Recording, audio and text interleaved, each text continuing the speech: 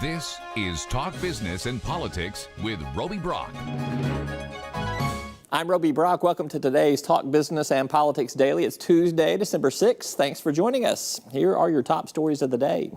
Nearly a decade after the Little Rock Technology Authority was created from enabling legislation, the downtown Tech Village on Tuesday announced its first tenants, only 3 months away from its scheduled grand opening in early 2017.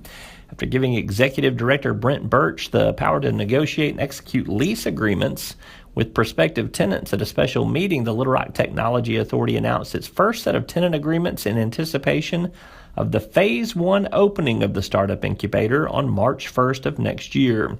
Who are the companies that will be there? Find out at talkbusiness.net. For nearly a decade, it has always been the plan for Kim Eskew to succeed Roger Collins as CEO of Harp's Food Stores. Eskew, who started with the company 39 years ago as a stock boy, took the reins of the grocery store chain on November 17th. Paul Gatling, editor with our sister publication, the Northwest Arkansas Business Journal, has an in-depth interview. As the Gulf of Mexico enjoys a renaissance in new oil and gas developments, two oil and gas companies with ties to Arkansas announced they submitted winning bids in Mexico's historic first-ever deep-water oil and gas auction. El Dorado-based Murphy Oil said a joint venture led by its Mexican subsidiary was the high bidder on a project located in the Salinas Deepwater Basin. In bidding on rights to an adjacent Gulf of Mexico development, BHP Billiton, a major player in the Fayetteville shale play, said it submitted a winning claim to acquire a 60% stake in the offshore Mexico play. And those are your top stories for this Tuesday, December 6th. You can keep up with all of the latest business and political headlines each and every day at talkbusiness.net. A quick break, and we'll be joined by Senator Tom Cotton to discuss some key veterans issues ahead of tomorrow's Pearl Harbor Day anniversary. And later, Kim Souza rounds up the Walmart beat. We're back after this. First Security is here. Only here. So that means we're here, here, and here. Even here. And definitely here. Because here is where we want to be for you. First Security Bank, only in Arkansas. And we are now joined by Senator Tom Cotton. He's in Washington, D.C., looking very Christmassy. Happy holidays. Early Merry Christmas to you, Senator Cotton. Happy holidays. Merry Christmas to all your viewers.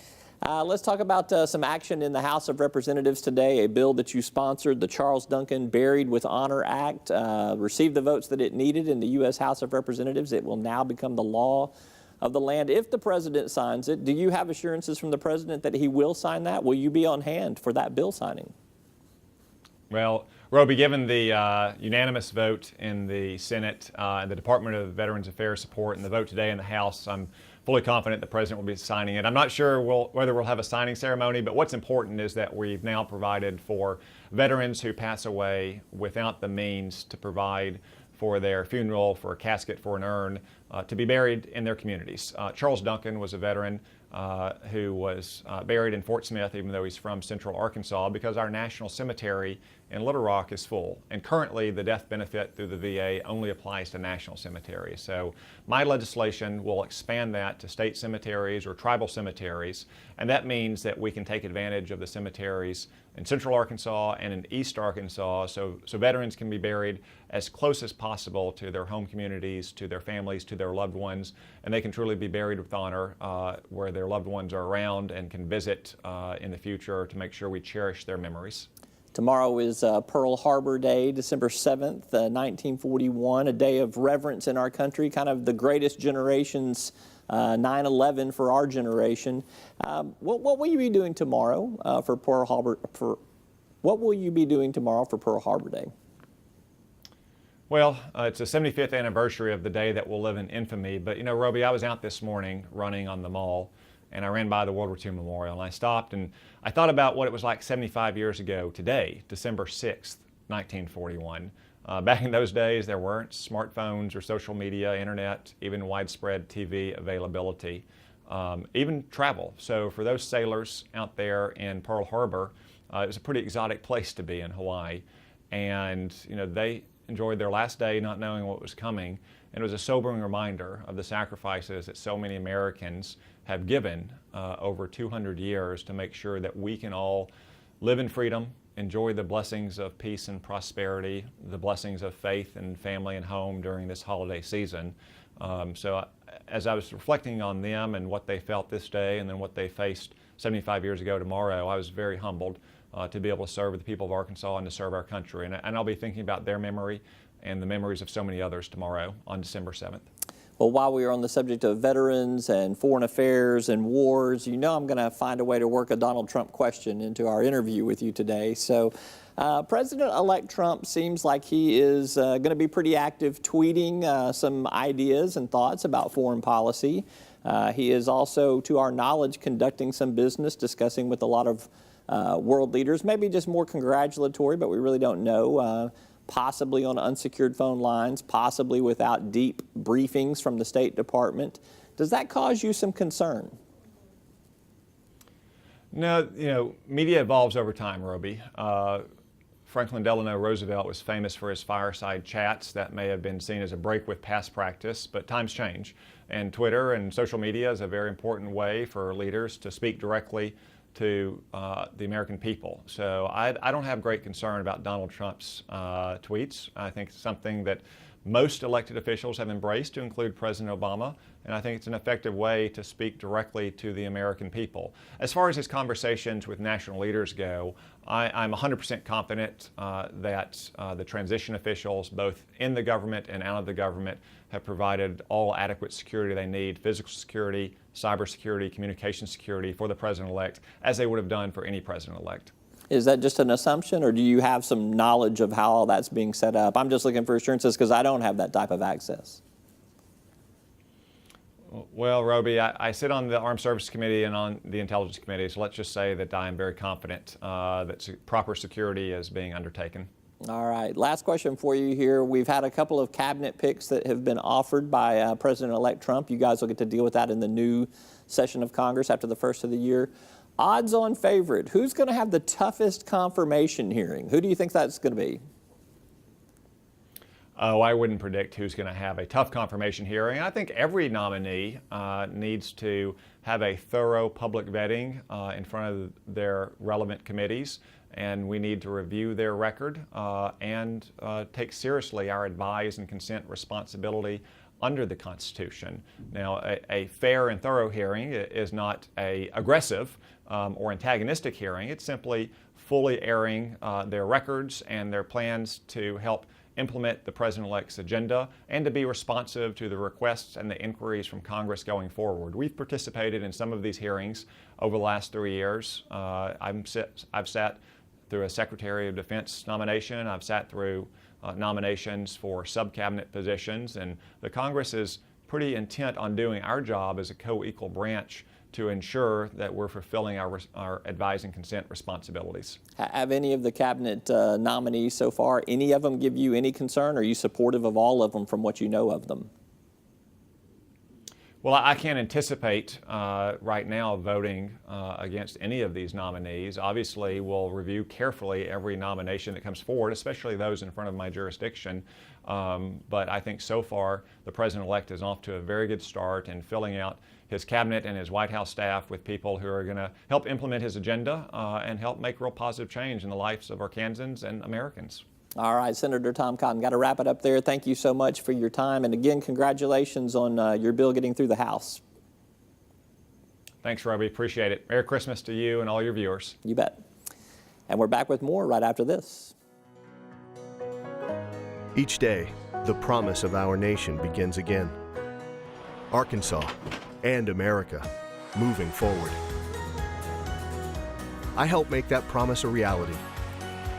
It's not for everyone, but people everywhere depend on us. Oh, I love you too, sweetie. Trucking delivers, or everything stops. And that's what drives me. I did. Circuits turn on the lights by making a connection, by closing the loop. At Entergy, We believe our economy is circular too. What you put in comes back. So we invest billions in new infrastructure, which helps attract new industry, which helps create new jobs. We partner with local communities to electrify the economy. And together, we power life. Entergy.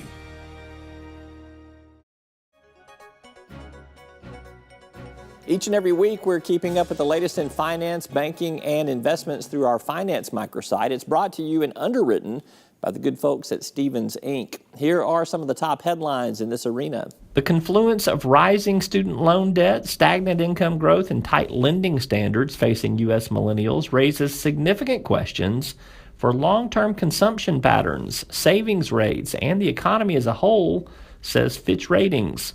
The resulting financial barriers to home ownership in particular could have multiple long-term sectoral and economic implications.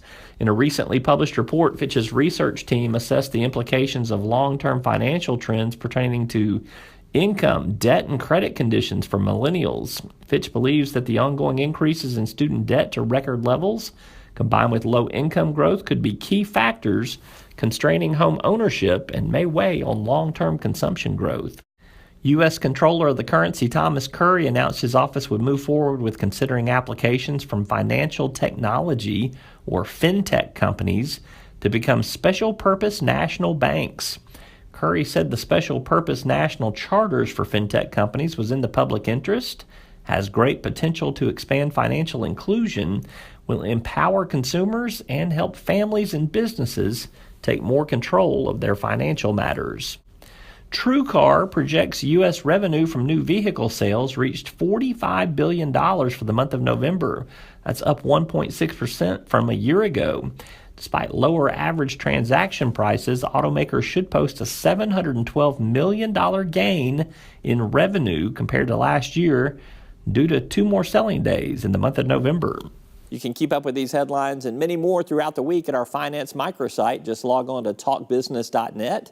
Look on the bottom half of our homepage and you'll find our microsite region. There you'll find finance and several other in-depth industry news areas. When we return, Talk Business and Politics' Kim Souza rounds up the latest on the Walmart beat. We're back after this.